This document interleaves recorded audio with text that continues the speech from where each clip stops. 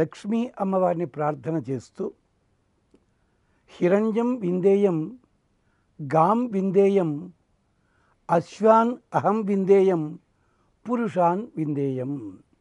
ఇది మనం ప్రార్థిస్తున్నది. అమ్మా లక్ష్మీదేవి, నీ అనుగ్రహం చేత నాకు ఈ ఫలితములన్నీ ఉండాలి, ఈ సంపదలన్నీ ఉండాలి. ఏమిటవి? గాం, అశ్వం, పురుషాన్. గోసంపద కావాలి అంటే ఇంటి నిండా పాడి పంట సమృద్ధిగా ఉండాలి అని చెప్పి. అధర్వణ వేదంలో గృహప్రవేశం జరిగినప్పుడు ఆశీర్వదించే మంత్రం ఒకటి ఉంది. ఈ ఇంటి నిండా కూడా పాల బిందెలు దొర్లి పడుతూ ఉండుగాక, ఈ ఇంటి నిండా కూడా పెరుగు కడవలు పగిలిపోతూ ఉండుగాక అంటూ, ఇక్కడ ఎక్కడ పడితే అక్కడ నేతి ముద్దలు పడి ఉంటే పిల్లలంతా జారి పడిపోతూ అల్లరి చేస్తూ ఉండాలి అంటూ వ్యాఖ్యానం చేశారు. అంటే ఇంటి నిండా అంతటి పాడి సమృద్ధి పంటలు బాగా ఉండాలని కోరిక అన్నమాట. లక్ష్మీదేవి అలాంటి సంపద ఇవ్వాలి. గాం విందేయం, అశ్వం విందేయం. నాకు అశ్వములు అంటే గుర్రములు, ఇది మనం చెప్పుకునే మాటే. ఎంచేతంటే ఒకప్పుడు గుర్రములు ఎన్ని గొప్ప ఉన్నట్టయితే వాళ్ళంతా అశ్వపతులు, గజములు ఉన్నట్టయితే గజపతులు. ఇప్పట్లో స్వపతులు అంటే కుక్కల్ని పెంచుకుంటూ ఉంటారు. ఆ ఊళ్ళో ఒక చోట కుక్కలవారి మేడని ఇప్పటికీ ప్రసిద్ధి, చాలా ఉండేవాళ్ళగా. అంటే ఏదైతే ఎక్కువగా ప్రశస్తి ఉంటుందో అలాంటివి అశ్వములు అంటున్నారు. అశ్వములు అంటే ఓ విచిత్రం ఉంది. అశ్వ శబ్దానికి ఓ చిత్రం ఏమిటి అంటే, కేవలం గుర్రములనే కాదు, అనుభవ శక్తి, మాలో ఉండే శక్తిని ప్రదర్శించే లక్షణం కావాలి. అశ్వం పురుషానం, మాకు పరివారం కూడా కావాలి. అశ్వం విందేయం. ఏమిటి గుర్రానుకున్న గొప్పతనం? కొన్ని వందల మైళ్ళు పరిగెడుతుంది గుర్రము. ఒక్కసారి నేల మీద చతికిలబడి అటు ఇటు దొల్లుతుంది, మళ్ళీ పరిగెత్తడానికి సిద్ధమవుతుంది. అది విశేషం. పైగా గుర్రానుకున్న విశేషం ఒకటి చెప్పుకున్నాం ఇంతకుముందు. ఒకటి ఏమిటంటే, అది నిలబడ్డప్పుడు 3 కాళ్ళ మీదే నిలబడుతుంది, నడిచేటప్పుడు 2 కాళ్ళ మీద నడుస్తుంది, పరిగెత్తేటప్పుడు 4 కాళ్ళ మీద పరిగెడుతుంది. ఒక 20 కిలోల గుగ్గిళ్ళు పెట్టగానే తినేసి ఒక్కసారి సకిలించింది అనుకోండి, 20 కిలోలు అరిగి చక్కపోతాయి. అంత గొప్పతనం. అందుకనే చూడండి, గుగ్గిళ్ళు ఇలాంటివి పెట్టగానే ఏం చేస్తాడంటే మెడ మీద ఇలా ఇలా కొట్టి కళ్ళెం తగిలిస్తాడు. అప్పుడు ఇది సకిలించినా అరగకుండా ఉంటుంది. ఇది విశేషం. అంటే మన లోపల ఉండే శక్తి అలా ఉండాలి అంటుంది ఉపనిషత్తు.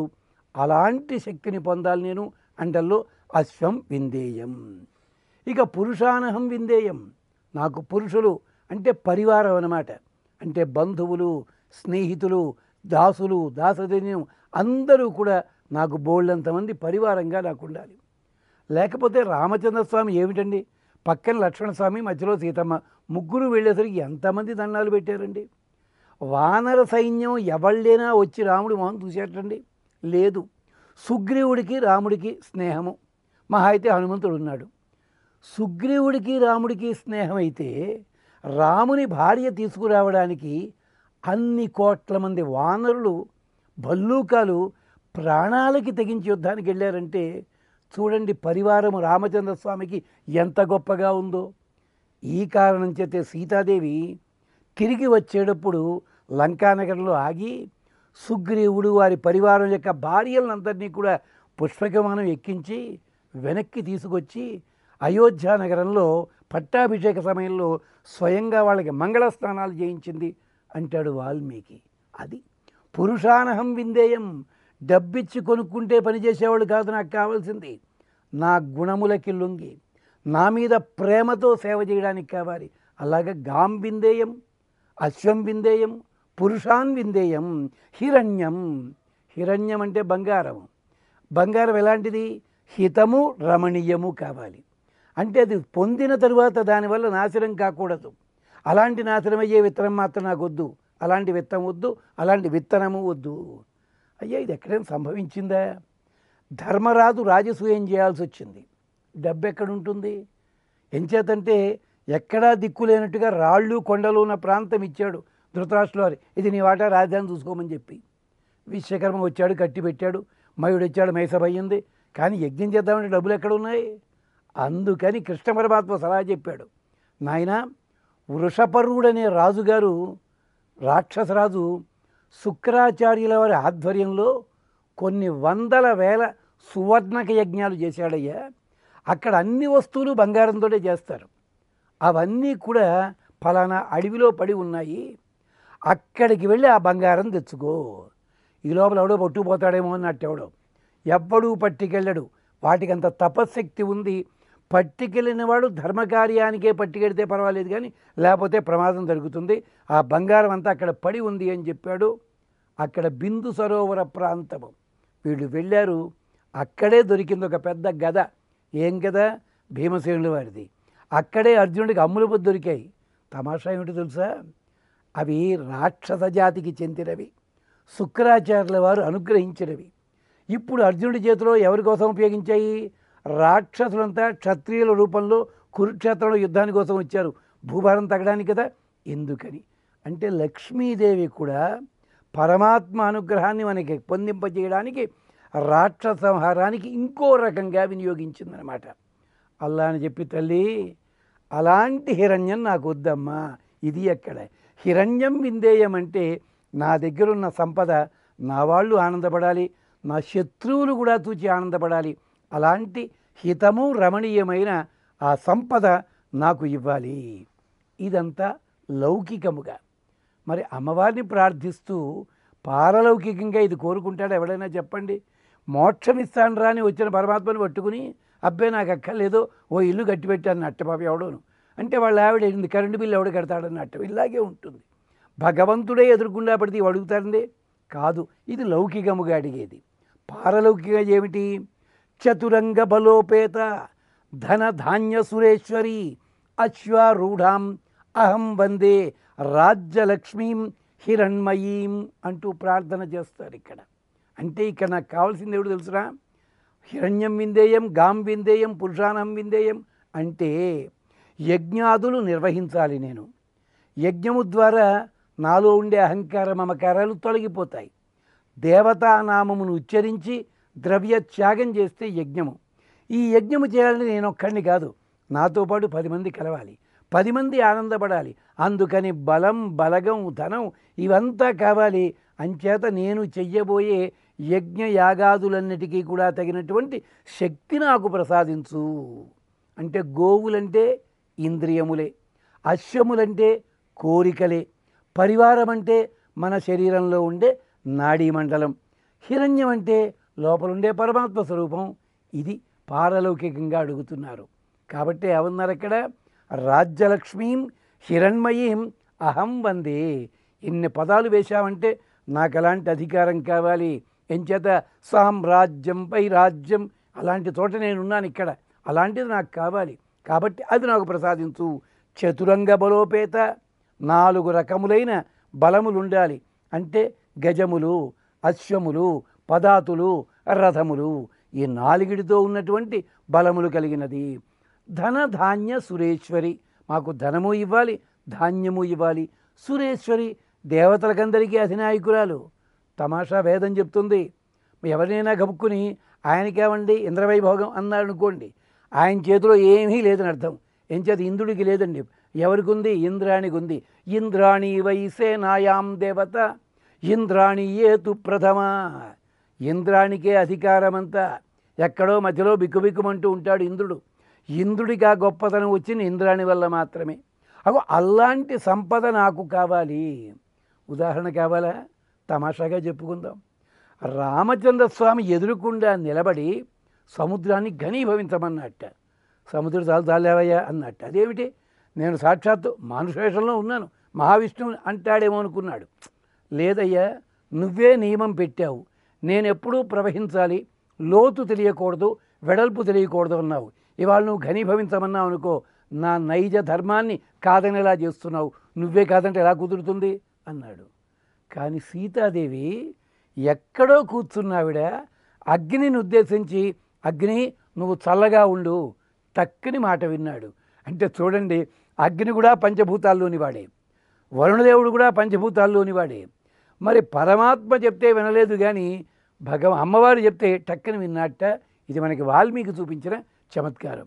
అంతేకాదు సీతోభవ హనుమత అంటే ఎందుకైనా మంచిదని చెప్పి సీతోభవ హను మత, హనుమంతుడి బుద్ధిని అనుసరించి చల్లగా ఉండు. కాబట్టే విభీషణుడి ఇల్లు కాలలేదు, సరమ ఇల్లు కాలలేదు. ఎంచేత వాళ్ళిద్దరూ కూడా అమ్మగారికి చాలా దగ్గరని హనుమంతుడికి అర్థమయ్యింది.